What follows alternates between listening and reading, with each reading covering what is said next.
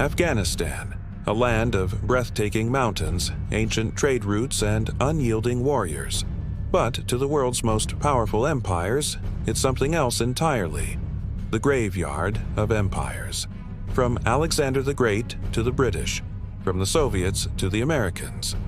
Every superpower that entered these rugged valleys left with dreams shattered and armies broken. But why?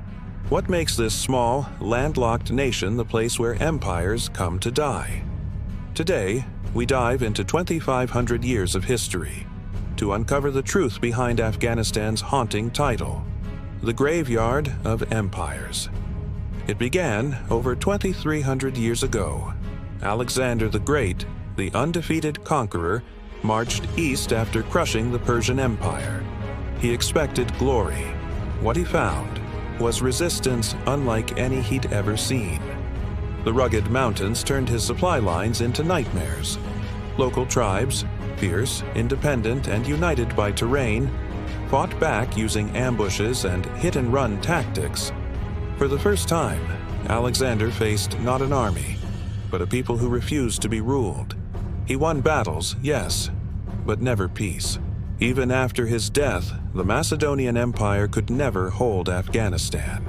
It slipped away like sand through their fingers. Centuries passed. Arab caliphs, Persian dynasties, Turkic conquerors all tried to bring Afghanistan under control. Then came the Mongols, the terror of the 13th century. Genghis Khan's armies burned cities to ashes, but even they found Afghanistan's mountains impossible to tame. Villages rebuilt, tribes regrouped, and the resistance never died. The Mongols came with fire, but they left with ghosts. Every invader learned the same truth.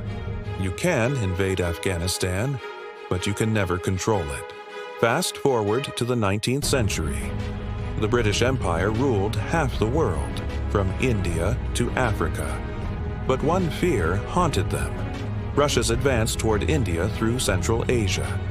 So in 1839, Britain invaded Afghanistan to install a friendly king and create a buffer zone. It seemed easy at first. Then winter came, then rebellion, then betrayal.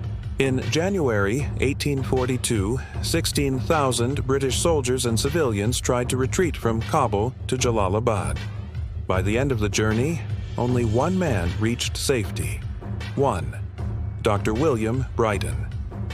That retreat, the massacre of Elphinstone's army, became one of the most humiliating defeats in British history.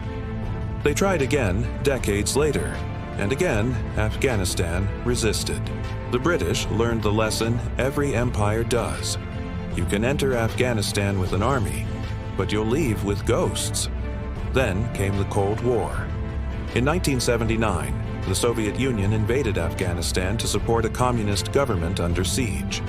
They arrived with tanks, helicopters, and 100,000 troops.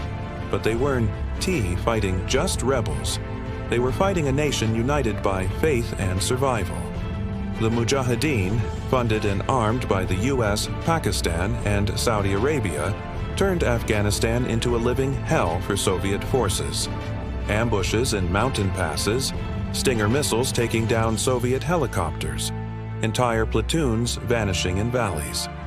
After 10 years, the Soviet Union withdrew, demoralized and broken. 2 years later, the Soviet Union itself collapsed.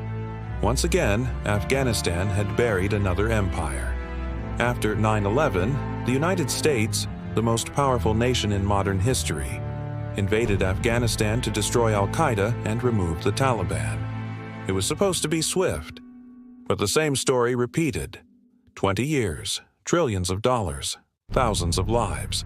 The US built bases, trained armies, and hunted insurgents.